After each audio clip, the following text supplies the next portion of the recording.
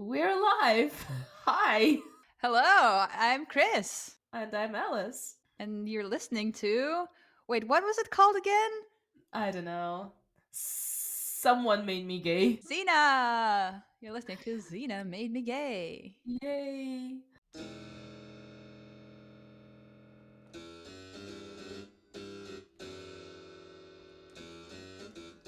In the times of brick phones, Tamagotchis, and curtain bangs, the 90s kids cried out for a badass.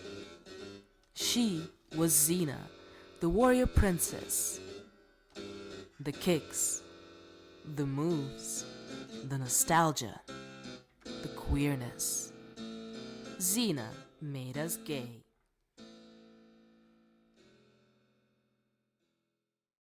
I don't think that we should get into this long ass apology of not putting out any content for a long time because that's lame, but we're back. We're back, and we wanted to thank those of you who wrote to us while we were on Yes. this little hiatus. As you can see, it didn't make us resume much quicker, but it was still really, really nice to hear. So thank you.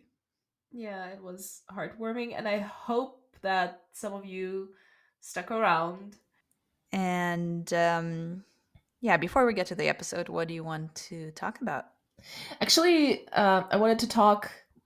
Like, I wanted to start talking about the episode first because I Oh, think this was one of those that I had no recollection of. Like in this particular mm, rewatch, I might have watched it for the first time because I really? kind of for some reason maybe I skipped it Oh, all the previous times that I watched Xena, and I was fascinating. impressed with the character that appears in this episode. He's like Impressed. um yeah, like I mean there are a lot of useless stray dudes that we encounter. Yes, I was gonna say, do you mean in the series? But then I was like, no, that is just unnecessary just to in life. specify. But sometimes you look at a stray dude and you're like, "Oh my god, like are you intentionally trying to prove all the tropes about you?" And I felt like that about the character that were introduced in this episode. Spoiler alert, it's Xena's older brother.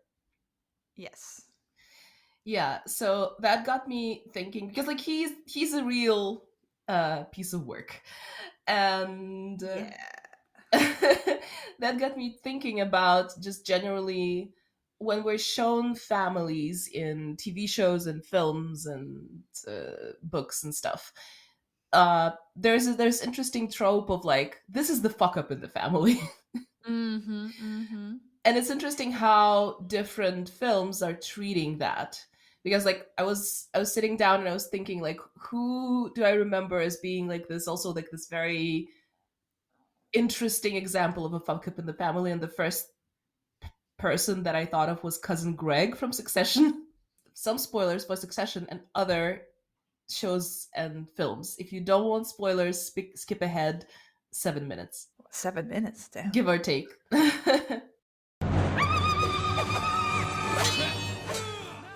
Ending the conversation about cousin Greg. Yeah, yeah, yeah, yeah. He definitely stands out. Yeah, and it's not easy to do because it's not like everyone else is so lovely and successful and Yeah, but they have like a very recognizable pattern of mhm, their like family style fuck up, and mhm. he doesn't fit that particular fuck up style, which is Yeah. why he is the black sheep. Yeah, yeah, but it's interesting that in the end he kind of comes out on top. Like everyone else is more or less screwed, and he's fine. I think. I'm trying to remember like every person's like final like place that they end up. I don't know about everyone. I think there's a range of places that people end up. But for Yeah, sure, cousin Greg seems to be doing all right by the end. he turns out to be better than a lot of people in the family because like his love story has like a a good ending. His I his completely forgot what happens there. his significant other comes to the most successful place at the end. So in proximity, he's okay. Oh, ha. I mean, it's like that, right? Fine. Well, yes, sure. We know he's gonna take care of him. Aw, that's true. That's true. He might castrate him, but other than that, he'll Yeah, treat him well. yeah. Um, um, yeah. So because you mentioned Succession, my thoughts immediately went to like other series mhm, specifically, and I thought of Tyrion mhm, in Game of Thrones. Well, I guess like in the books, it's the same. mhm, mhm. Um, and there it's kind of the case of like the character is supposed to be the fuck up from the point of view of the rest of the family, but actually he's like the coolest one or Yeah, whatever. yeah, yeah, yeah. Um, and I also thought of Ryan Phillippe's character in Brooklyn Nine Nine. Haven't watched, so tell me about it a little bit. So in Brooklyn Nine Nine, there's this character Charles Boyle, and he is this kind of uh, super dorky little guy, and he comes from a whole family where like the defining family trait is that they're dorky little guys and Aw. kind of uh not conventionally attractive and kind of a bit silly Uh-huh. and quirky, but like not manic pixie dream girl quirky, like, oh, who's Mhm. that Mhm. quirky. And so they have a black sheep in the family played by Ryan Phillippe, who's this like conventionally attractive, successful, um like entrepreneur. Yeah, yeah. Like such a weird and like that's the joke, obviously. Because you were saying dorky, and I'm like, Ryan Phillippe dorky. Like Yeah, that's yeah, what I yeah, but get. that's the joke. Mhm, mhm. Cool, cool. And also like it's interesting that you mentioned like sometimes the fuck up in the family is the one that the audience is actually rooting for, Hmm. and uh, sometimes it's like we the audience understand, oh yeah, they're definitely the fuck up, and we're kind of like rooting for everybody else in the family. Hmm. So I think that like the fuck up in the family that we actually do sympathize with is Steve Carell's character from A Little Miss Sunshine. Have you watched it? I watched it, but like right when it came out, so I was Mm, really young. I don't remember it that well, and I think some of the interesting parts of the film went over my head a bit. yeah, I think I watched it once also a long time ago, but like I remember it quite well, and I love this movie. And yeah, like he's the like gay uncle, just like I think that like there's also like this trope of, oh, this is a gay uncle, so he's a gay uncle in the family, but like the dad is like a real piece of shit most of the movie, and he's giving a hard time to his whole Ugh. family. And Okay. like Steve Carell kind of like is positioned like, oh, he's depressed, he's gay, like he's like Hello. we yeah, like he's like, you know, look at this poor guy, right? Like so, but Hmm. then we understand that he's like, of course, like the best adult that you could talk to, and like he Oh. really turns out to be like the MVP of the episode, not of the movie in a lot of ways. Mm-mm-mm. But I think that yeah, like the gay uncle is really a trope in itself. Like I'm remembering Scar from Lion King. Oh yeah. Oh yeah. For sure. And like there was a gay son in this weird comedy, The Wedding Crashers, that didn't age well. I I don't know that remember one. I remember liking it when it came out like years and years and years ago. Boo! Yeah, but yeah, it's like so openly homophobic and how they portray Oh this God. gay son who is like, "Oh, I'll sleep with any male guest that comes in." Like, it's very so yeah, so I think that like it's interesting, coming back to Xena, that basically I think that the way her mom treats her at the very beginning, it's like, oh, you're the fuck up in the Hmm. family, uh you're the reason that like everybody hates me because like you became this horrible warlord, also you're gay. And I'm not sure that like the homophobic aspect is there, but like, Hmm. Hmm. but when we see her cis hetero brother, we're like, oh my fucking god. Yeah. So if you also forgot this episode or haven't seen this episode and you're wondering what's so special about this dude, let us get to the episode and show you. So, yeah, the episode is called Death Mask. Mm. Um, which sounds a lot more kind of ominous and eerie than the episode actually turns out to be. Like that, I would say it's on the lighter side Yeah, actually. But yeah, the it's the title is very serious and yeah. scary. I would say that like it's intentionally goofy in some aspects and unintentionally goofy in others. Well, as it often is with Xena, Yeah, no. yeah. So, we open on Gabrielle asking Xena about her time in the baddie convention, mainly about the arrow catching workshop that we mentioned a lot. And Gabrielle can't figure out how Xena does it. Uh, Neither can we. Neither can we.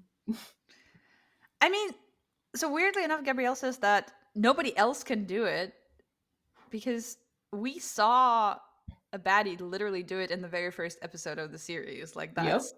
that's how he was introduced. So it is maybe not a common skill, but it's not a unique skill to Xena. But for some reason, I guess Gabrielle didn't see it. Or Um, maybe Gabrielle is just so fascinated with Xena. She's like, nobody else can do what you do. You're so awesome. oh, fair enough, fair enough. So Xena, of course, gives this 90s inspirational porn answer and just says, stop trying, and then it will happen. Thanks. Very, very legit. But it turns out to be actually a very good pep talk because a few seconds after this conversation, a masked dude shoots an arrow at Xena and Gabrielle from the bushes, and Gabrielle stops the arrow with her staff. So it worked, apparently. Yeah, yeah. And then our gals successfully fight off the two baddies in masks. So here's the death masks coming in. Yeah, so when Xena defeats the guy that she's fighting, she sees the attacker's face, and there's clearly some recognition there. And at first, I thought that she knew the guy specifically, but yeah, as we later find out, it's the mask that she recognizes. It's I gotta say, it's not like a super distinct mask. Like it's No. very basic in terms of its shape. It's just made out of metal. It looks like, and that's Yeah. kind of it. Like there's no special like bedazzlement on it. Like, oh, only only this gang bedazzles their mask in this way. That Salmonius is gay. Bedazzles Maybe. mask. Yeah, yeah, yeah, yeah. Yeah, maybe he's gonna run into them at some point and be like, "I have a merch idea for you." Yep. So Gabrielle is actually on fire in this particular fight. She successfully defeats what seems to be a pretty good fighter. Like it's not Joxer. Like, it's Right. Yeah. Yeah. the level of difficulty is up there, but she defeats him. And we see Mhm. Xena reacting to Gabby smashing him with her staff. And it's like a combination of like, ah, yeah, that's my girl. And like, wow, this guy really got it hard. Like it was like this like little micro movement of Lucy Lawless's face, but like it was really nicely done. It's cute. It's cute. Hmm. And Xena turns to her signature interrogation technique on one of the baddies, so like the five finger death punch. And the baddie says that someone named Cortez sent two assassins, and we can see that Xena definitely knows that name. So Xena also finds out that Cortez is attacking the nearby village as we speak. We can see the smoke coming out of the woods nearby. And it seems that at this point it might be too late for the village, but of course Xena and Gabrielle want to go and check it out anyway. So when Xena knocks out the baddie, like first restoring the blood flow to his brain and then knocking him out, she says that the man who attacked her village, so Amphipolis, wore the mask of Cortez. Yeah, so I'm getting a little bit confused Mm-hmm. because there's this mask of Curtiz, and then there's Curtiz himself, and it becomes unclear whether Xena's village got attacked by Cortez himself, or some random other dude with Cortez's mask, or someone who Cortez like specifically told to attack that village. I feel like that could have been phrased in a more specific way. Yeah, it's unclear. That's true. But anyway, Gabrielle is like, oh, so he's the one that made you into a main character. Yeah, yeah. And Xena is like, yeah, and I never stopped looking for him, which I that just kind of doesn't seem true. No. This is the first time we're hearing about him. It seems like she's just been kind of chilling in that regard in Yeah. the last few years. But also, that's something that comes up later again with her brother. Hmm. Like the guy's a warlord. How hard can he be to find? Yeah. No, I Like mean, he's not a fugitive, you know? He goes around hmm and fucks things up. in a big way. Yeah, just like follow that and I'm pretty sure you're going to find him. Yeah, I guess in this case, I never stopped looking for him means if I encounter him by chance, I'm gonna fuck him up. But like, otherwise, no. Yeah. Mm. It's So very after the opening credits, we see that Xena and Gabrielle go rescue the burning village. And the first thing we see is a kid who has no regards for life because she lost a doll in the middle of a huge battle. Like things are burning, people are riding horses, what people are killing each other, like mainly the baddies are killing the villagers. And she just uh-huh. decides to go frolic her way to the center of the action, smiling ear to ear, Yeah, and the she's smile is a wild choice. right. It's like, I mean, it's a very special kid. Let's say that. Like, Yeah. so Gabrielle ends up saving her, but judging by this kid's attitude, she's not gonna live for long. Like, let's Yeah. see, but yeah. It's interesting that this is the second kind of deadpan looking kid in the middle of a village raid that we see in two episodes. Like right in the beginning of Callisto, we see Hmm. a village raid and there's a little boy who's like completely out Blank, of yeah. it and ignoring all the death and murder that is happening around him, and now this one. So yeah, the showrunners seem to be really into them for a moment. Lazy. Oh. Sorry, no. I love you guys. Um Anyway, Xena and Gabrielle start randomly attacking multiple baddies in the village, and it's impressive because there are two of them, but they're so successful that the baddies at some point their leader yells retreat, and the baddies retreat, I guess, because Xena and Gabrielle were so threatening. So as the baddies go back to the woods, like this oily looking guy takes off his mask and stares at Xena. And this is going to be important. Why oily? Like, I don't what's know. oily about him? It's like, like when you, I don't know how to describe it. You see him in a bar looking at you and you're like, "Oh my god, I hope he doesn't come talk to me." Like that's the look. Yeah, but oily? Yeah. Like What? little slippery bastard. That's so random. Because like when you say oily, my first thought is like, oh, his hair looks oily. Like he hasn't like shampooed his hair for a bit. But like this guy's hair, it is quite distinctive. Like it's It's like this mullet, right? yeah, I know that mullets are back, but this is a very kind of recognizably 90s type of mullet. And also Mhm. it's kind of similar to Xena's haircut, so it's a very goofy look, but it's Yeah. not oily. Like it looks freshly I was not shampooed and like talking about blown the out. hair. I was But talking that's about the guy overall. but like the second thing that I think of is like well moisturized oily skin, like glowing, which again, not his case. If anything, I would say Corti is kind of more like oiled up and That's true. shiny. That's true. Not this one. I would like to register my protest here in terms of your use of the word oily, and please please do something about this. The as most complaints, this complaint is registered, and I'm not gonna do anything about it. Yeah, fair enough. So coming back to the episode, a Roman-looking dude and a couple of his soldiers come out from around the corner and say, "Yeah, I'd love to follow the baddies into the woods, but there's a border there, and I cannot cross it."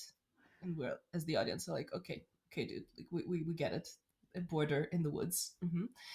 So the baddie who recognized Xena runs to his commander, like this oily guy. Sorry to come back to that. Wait, the Um, commander is oily or the guy is oily? we saw a guy in a mask looking Yes. distinctly at Xena as if he Yes. recognized Xena. Yes. And this guy goes to his commander, which is Uh-huh. another guy, Yeah. and volunteers to go tell Cortez about Xena. But the commander is like, "Nah, I'll do it myself." You make him sound so polite here because what he actually says is like, dude, who the fuck do you think you are? You haven't earned the privilege to speak to Cortez. That's true. That's true.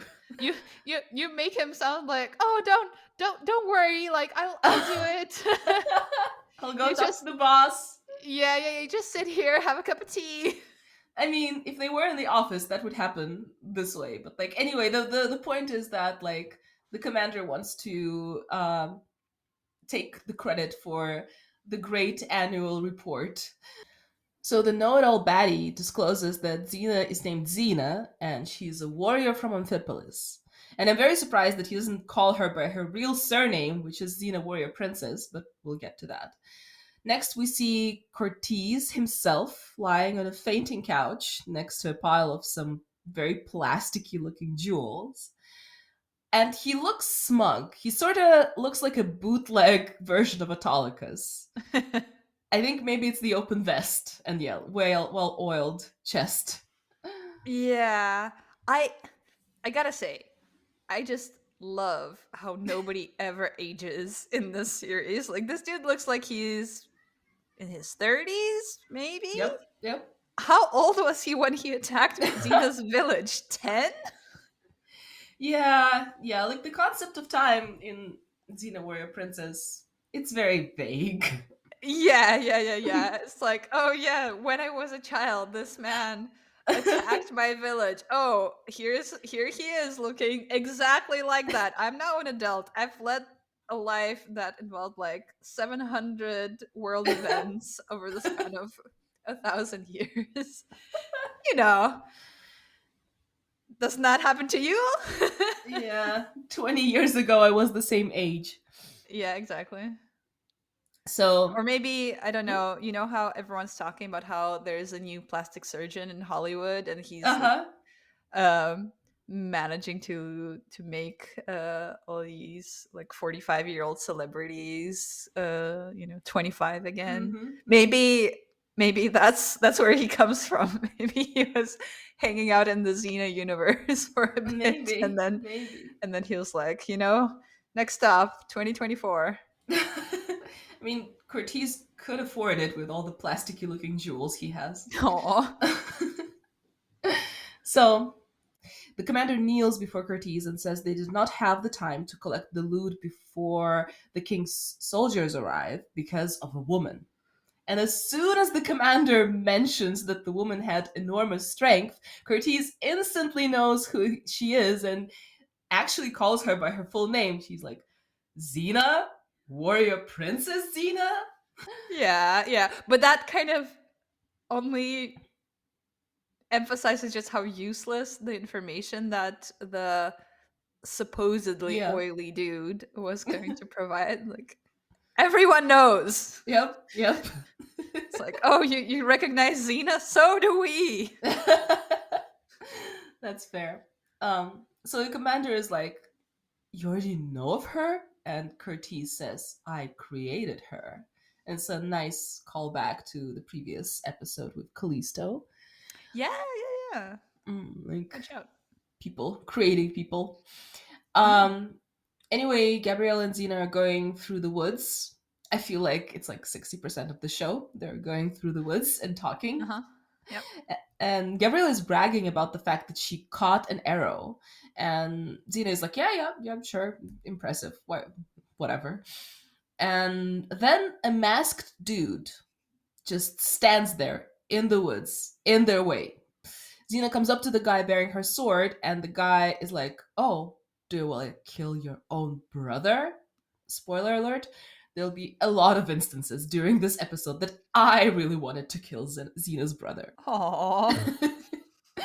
And Gabrielle is confused. She thought that Xena's brother was killed by Cortez when Cortez attacked Amphipolis.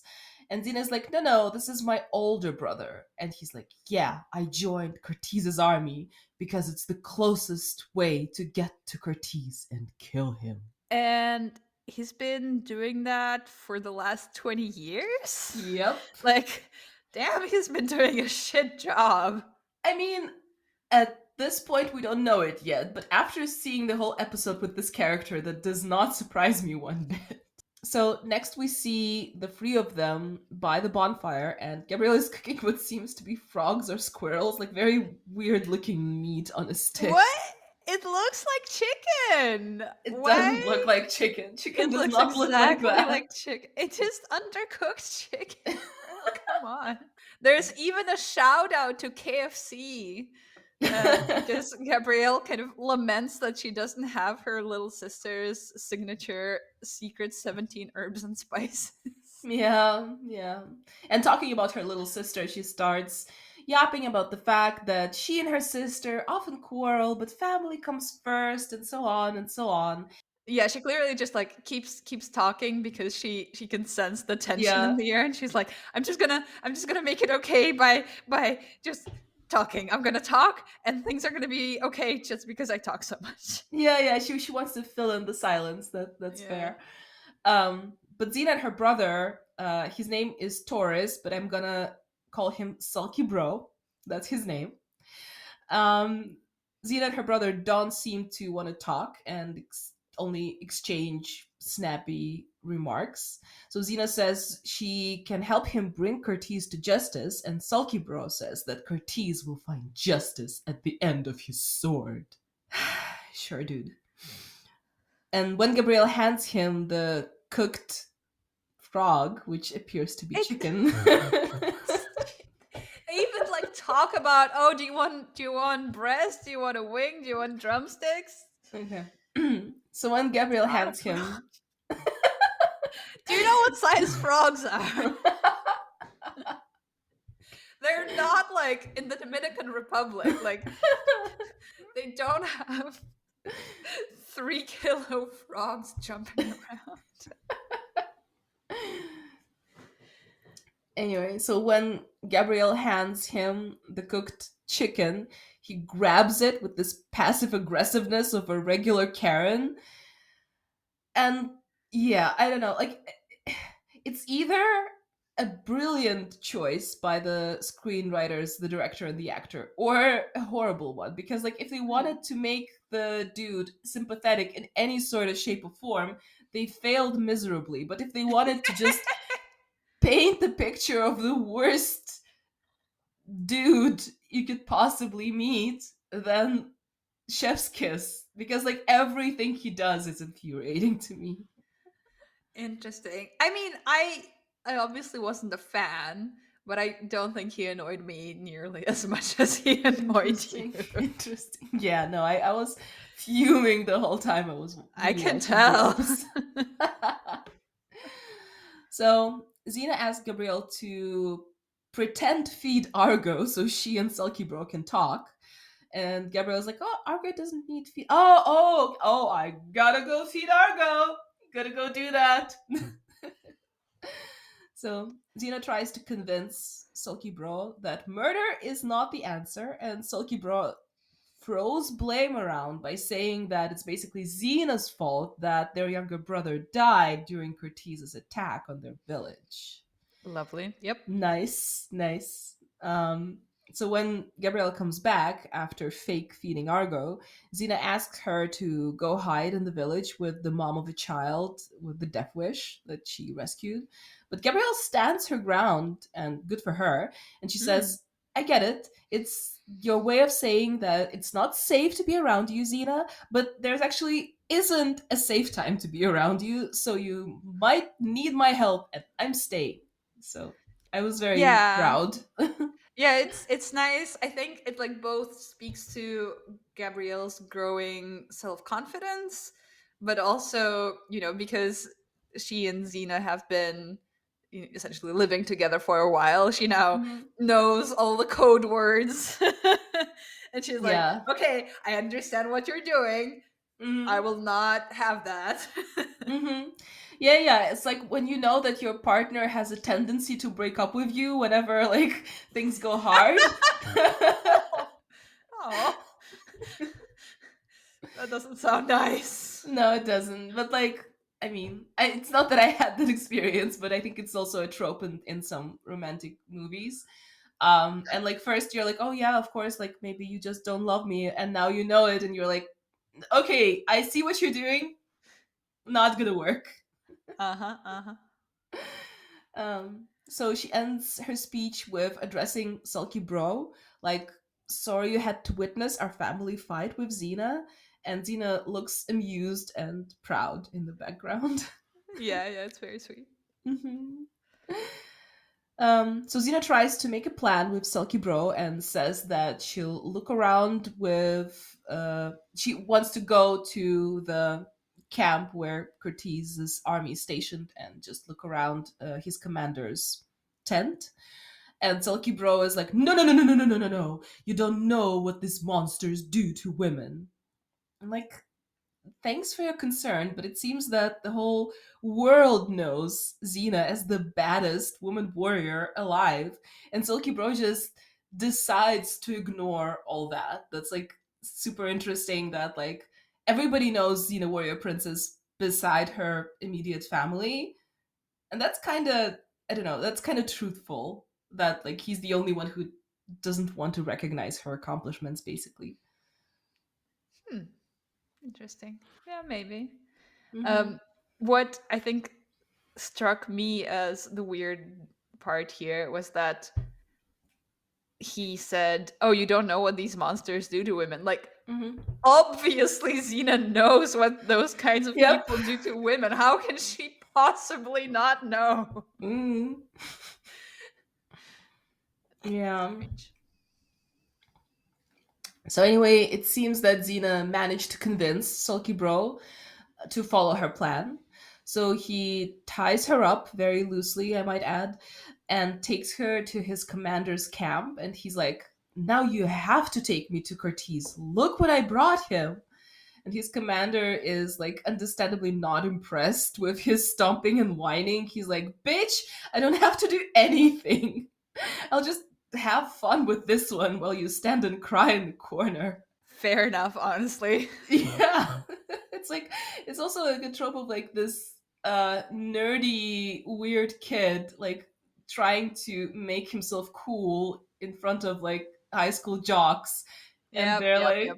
like so the commander takes Xena to his tent, and while the commander continues to bitch slap the sulky bro, Xena does an amazing thing. That's one of Yes, my favorite scenes in this episode. absolutely.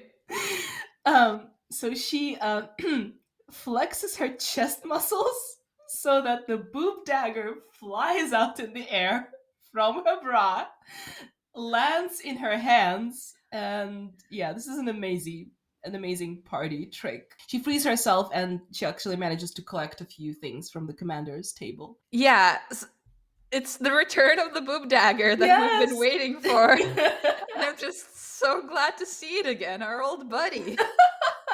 Yeah, so the thing that she collects are on a table next to some pigeons in cages. Hmm. And so she sees their messages and she grabs one, stuffs it in her bra next to the lovely dagger. Yeah, yeah, but like, yeah, flexing her boob muscle so that the dagger flies out. This is genius. I It's love so it. good. It's so good.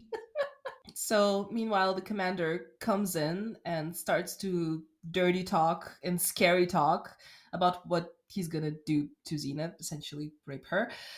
But it's very satisfying to watch because the look of Xena's face is like, yeah, dude, tough luck. And the commander says, so let's get right to it. And Xena says, have it your way, and knocks him out. And like again, it happens constantly in Xena Warrior Princess, but like every time it's very satisfying for me to watch when like this like scary dude is like, ooh, baby, I'm gonna fuck you up. And Xena's like, nope, the other way around. So while Xena is in the commander's camp, we see Gabrielle doing the last samurai routine by the lake with sulky bro there that who continues to sulk.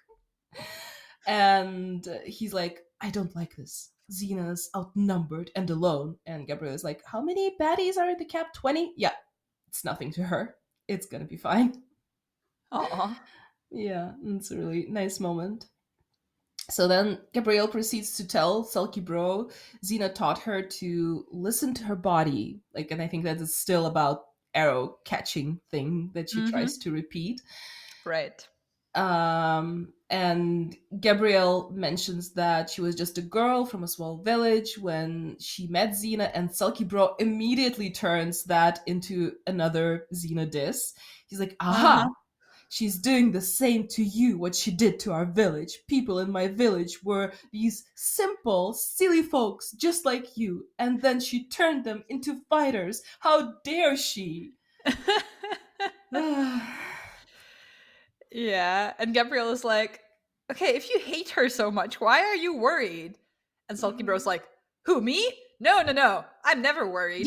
And then he continues to stand there looking worried. Yeah, I yeah. thought that was a pretty nice touch.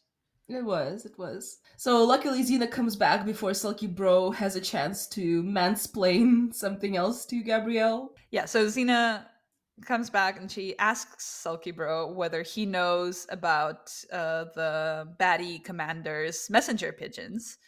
And he's like, yeah, sure, I know about the pigeons. And then she's like, and also the fact that they carry the royal crest.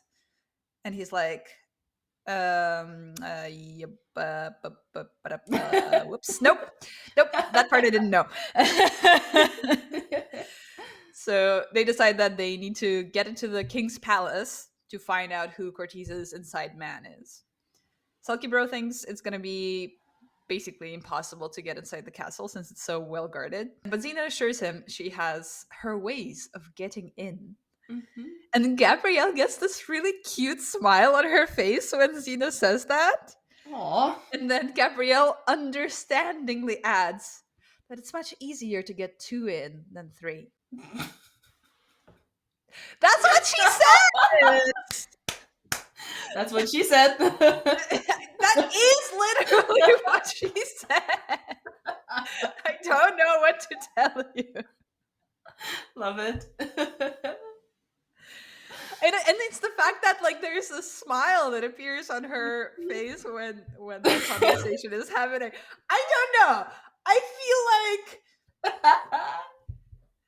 it's in the text. It Let's is. It say is. that. Yeah, I think that in this episode in particular, both actresses just had fun with those little micro expressions that kind of change Mm. the meaning of what they're saying. Then they somehow end up in the king's palace and they meet the Roman looking guy who we saw earlier, who got to the village raid too late and then refused to pursue the baddies because of the border. Hmm. And they convince him to take them to the king by telling him that there's a spy inside the castle. And so he leads them to some large throne room Hmm. and he asks them to surrender their weapons, which they do. But then he just takes the weapons and puts them on a table nearby and leaves. Like he he, he knows, right, that they can just walk up to their weapons and grab them again, right? Like Yeah. it's easily achieved. Yeah.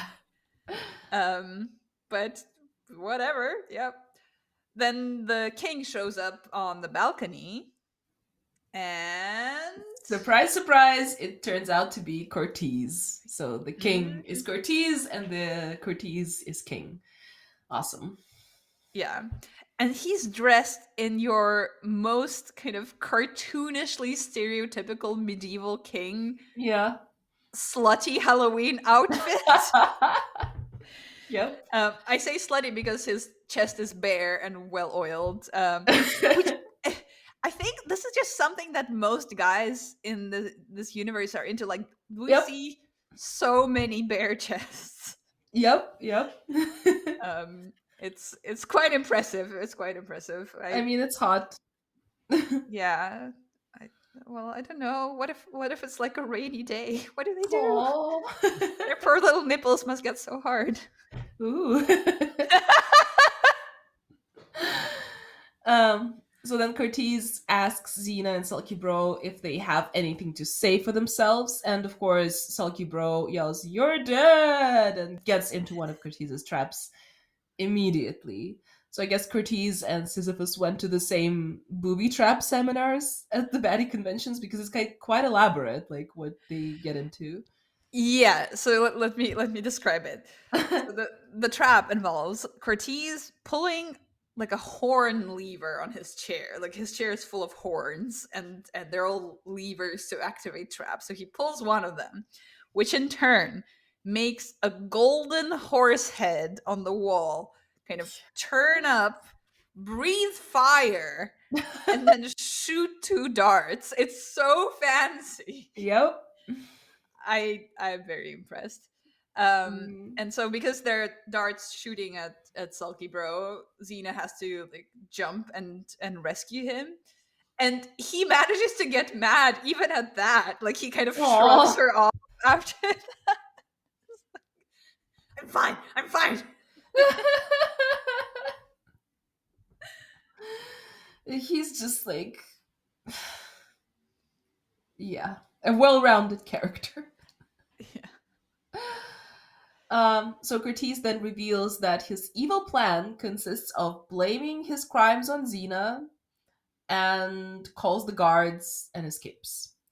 And Xena and Sulky Bro try to leave the palace, but are stopped by a bunch of guards. And Sulky Bro wants to fight, but Xena doesn't want to hurt the guards because they're the good guys.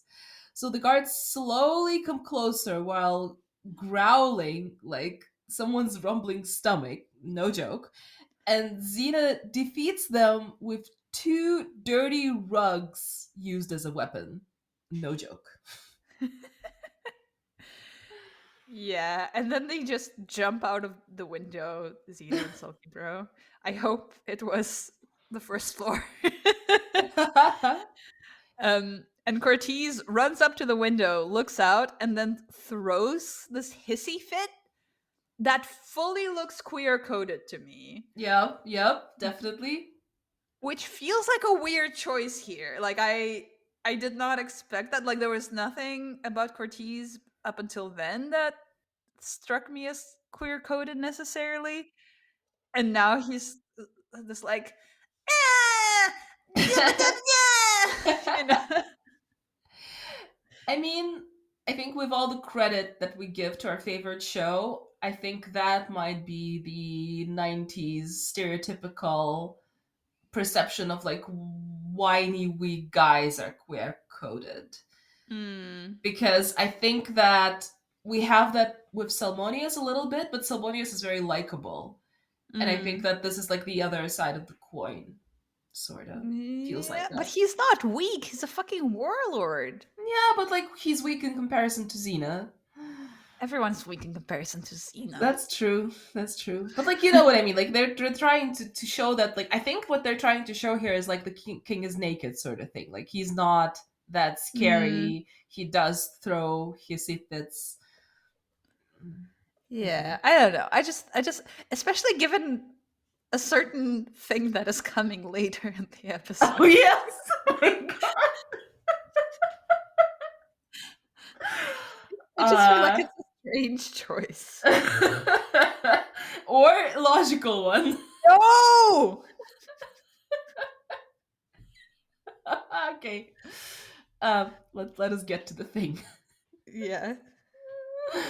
So Xena and Zelky Bro come back to the village where Gabrielle is practicing her arrow catching moves, and the child with the death wish is helping her by shooting those like toy arrows at her. And Xena asks the child's mother to gather the village elders so that she can talk to them. So Xena reveals that Curtiz and the king are one of the same, and Gabrielle asks, "What are we gonna do?" And Sulky Bro immediately starts whining. He's like, "Wow, we could have killed him, but we didn't." I just wanted him to shut up. Um, Aw. but when Gabrielle rightfully points out that you can't just go around murdering people, Sulky Bro shouts out, "As if you know the difference between murder and justice," and runs off in the tantrum. In the woods, Sulky Bro starts another tantrum by first attacking Gabrielle.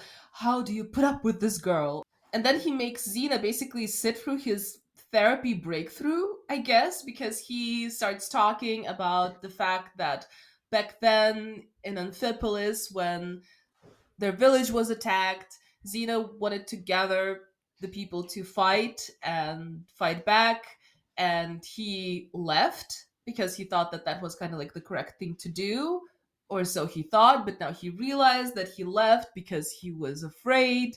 And Xena was right, and I was wrong, and I was afraid to die. That's why I did it. And oh my god, I'm a useless piece of shit. But it's all your fault, Xena. It's all your fault.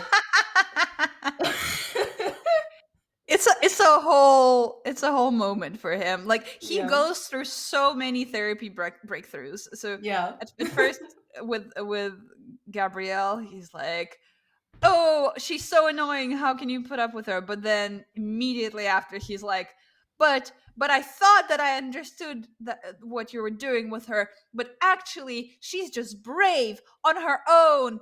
And wow, and also, ugh, like there's so many strong emotions, and like it feels like every thought that comes to his head is just like so overwhelming because Yeah. he has so few of them just on a daily basis. Like every thought is like an intense experience, and he has these like visceral reactions to them.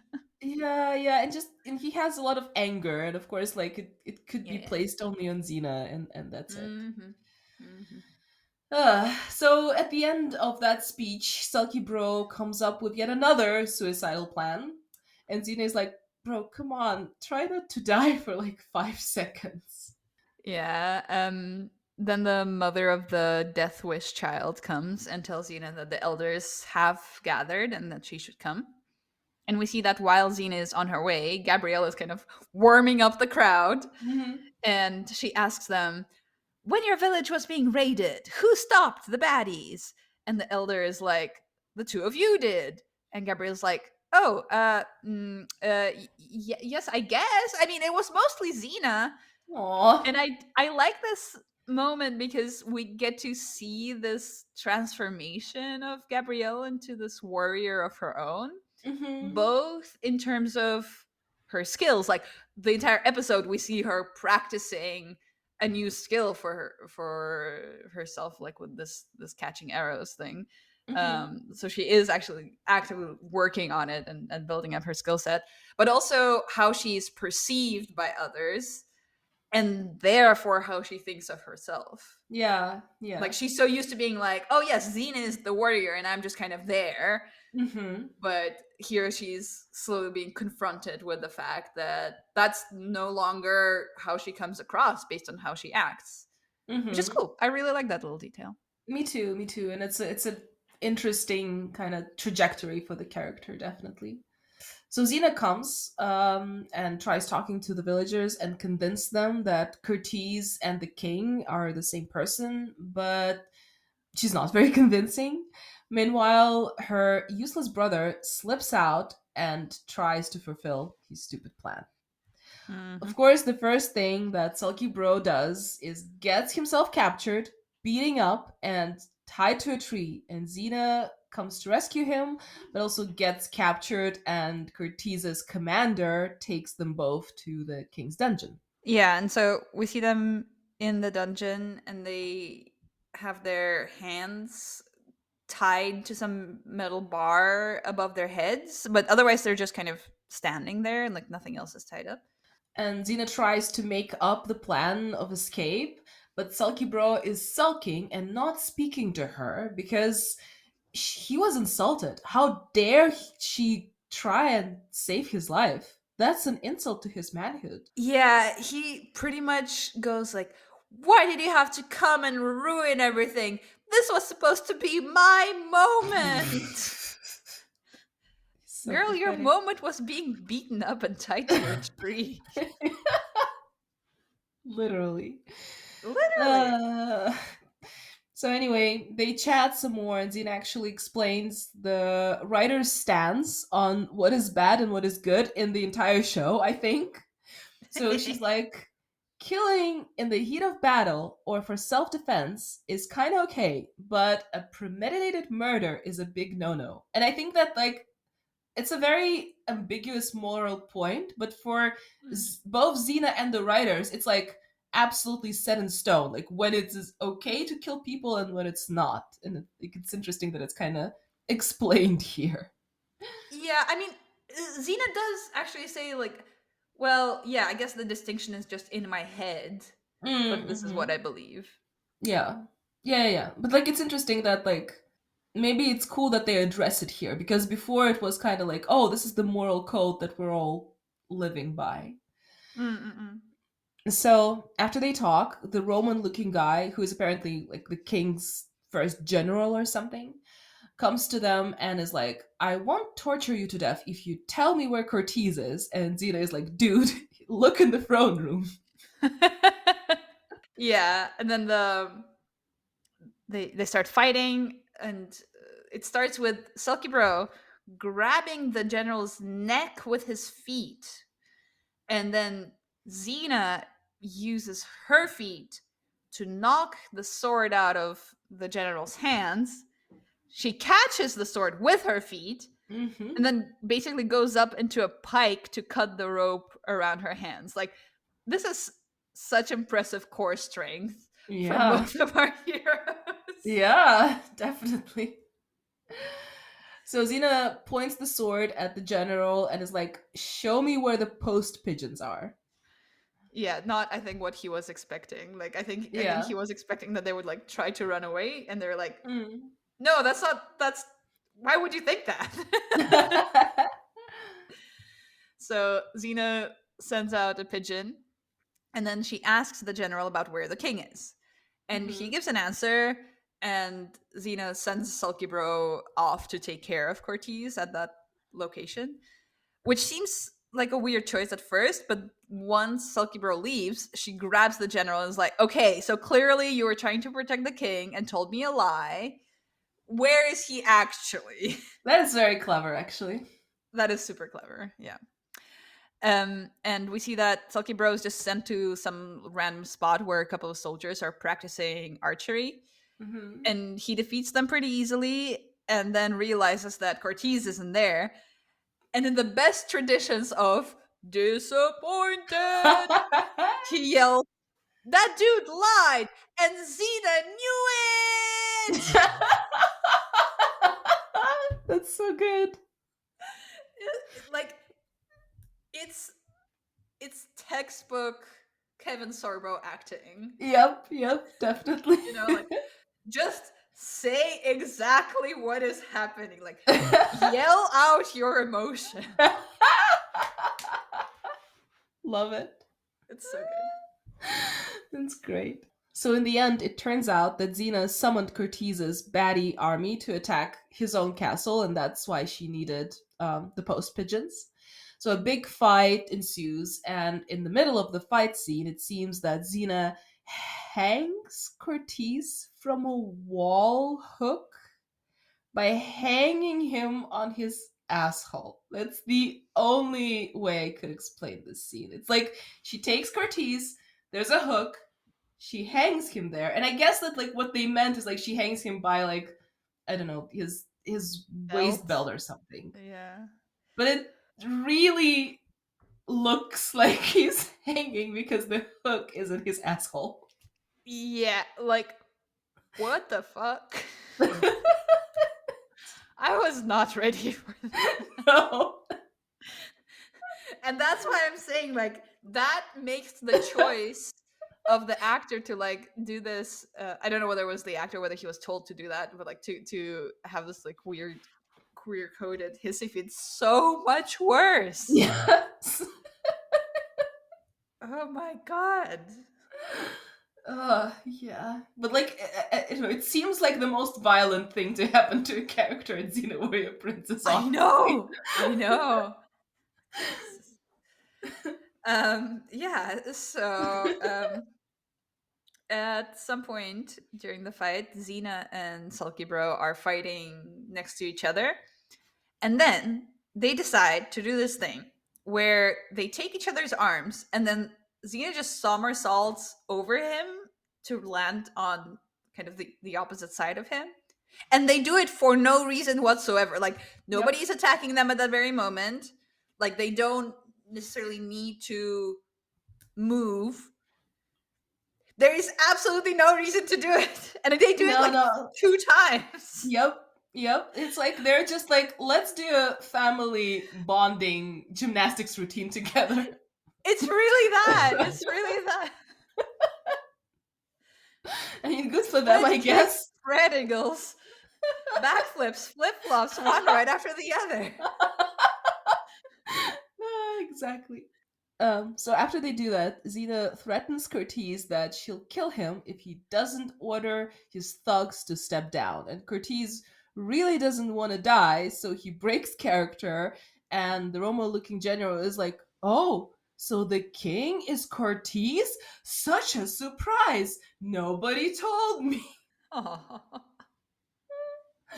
It's like very cardboard, but like I guess it works here.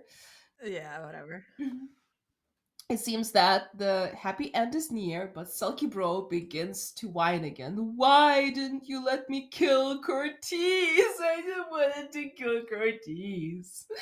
And Xena just had enough of his whining at this point, so she takes Cortez down from the wall. So Ouch. bad.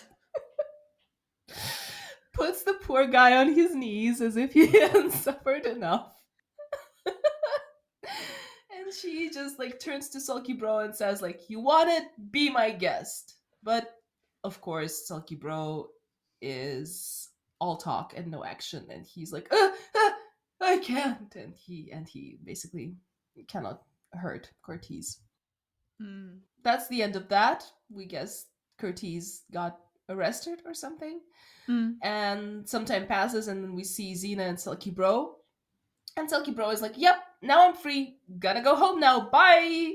So it's like an immediate change of like, now I guess he doesn't want to kill Cortez since we, He's cured.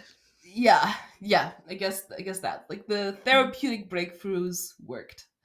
So Mm-hmm. that's it. That's the end. And to relieve all of us, but mainly myself, from misery, I'll tell you that we'll never see or hear anything about Xena's older brother again. Thank the gods. There are going to be episodes with family reunions.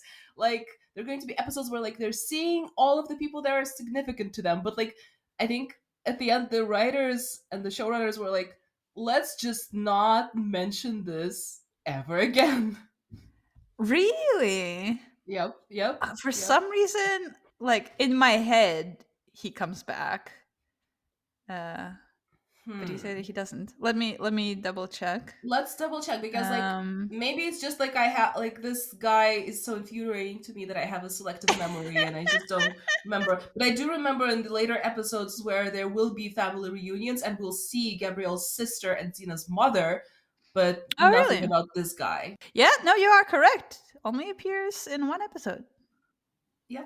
I mean, I think that they just collectively decided, like, okay, we don't want to deal with that anymore. Cool. And that marks the end of the episode, and we see the fun credits. They unfortunately come back to the standard style of the fun Mm. credits. It says no messenger doves were harmed during the production of this motion picture. However, several are reportedly missing in action, and search and rescue efforts are underway. Oh, so basically they mean that like they lost a couple of They pigeons lost along some the. doves, Yeah, yeah. I okay. mean, the doves were so cute. I have to They say. Like were, at some yeah. point, there's a close up, and there's just like this little guy just like hanging out in someone's hands and kind of like Aw, softly cooing, and someone aw. even like pets him a little bit. Yeah. It's so cute. They are cute. Yeah, that's true. So, what for you was the gayest moment of the episode? Mm, I think there were a lot of cute like family moments with Gabrielle and Xena, not like intense moments of like confessing the love, but just like this Hmm. thing that you kind of say to the person that you consider your longtime partner. I kind of liked Mm-hmm. this when Gabrielle was apologizing that Sulky Bro had to witness the family fight. That was cute. Yeah, yeah, yeah, yeah. For me, it's the smile on Gabrielle's face when Xena says that she has a way of getting in. Oh, that was also nice. Yeah. And how many chakrams out of 10 would you give this episode? I was I was prepared to give it a low score actually, but as we're talking Hmm. now, I'm thinking like, is it because the episode was bad or because the episode gave me a lot of emotions and I was infuriated with Sulky Bro, but that actually means that the episode was good. That's like the power of art. Mm. I would say like whether they meant to or not, they created a very memorable and well-rounded character that is very Mm-hmm. hateable. So I would, and because of that, I would give it a 7. Nice. Nice. Um, I think I'll go 6. Mm-hmm.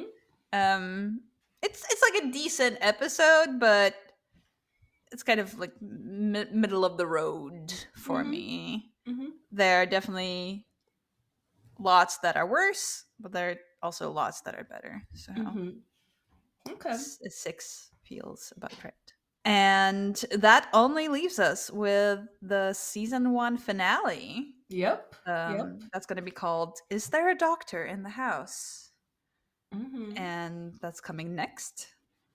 And while you're waiting for that, dear listener, feel free to follow us on our Instagram at Xena Made Me Gay. Always Mm-hmm. happy to hear from you in any shape or form.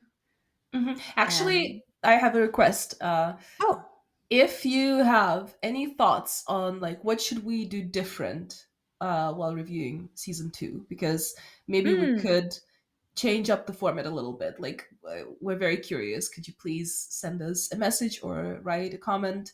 We'll be very happy to hear your ideas. Oh yeah, for sure. Good idea. And until then, wishing you all the good stuff and bye. Bye.